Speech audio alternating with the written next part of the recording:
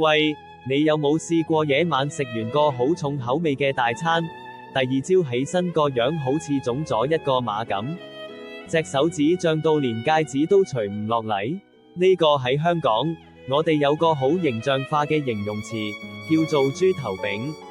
但其實呢個豬頭炳現象背後究竟有啲咩化學原理搞鬼呢？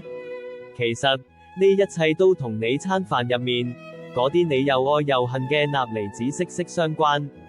當我哋食咗好多高鹽分嘅食物，身體入面血液同細胞外液嘅鈉離子濃度就會突然間急劇飆升。為咗稀釋呢啲過多嘅鈉，你嘅身體會即刻發出強烈信號，好似磁石咁，由細胞內吸走大量水分。呢個就係我哋科學上講嘅滲透平衡機制。當細胞外嘅鈉離子一多，就會命令身體吸水嚟平衡濃度。咁多水分積聚喺組織空隙，咪自然會令到你嘅手腳同塊面都脹卜卜，形成水腫咯。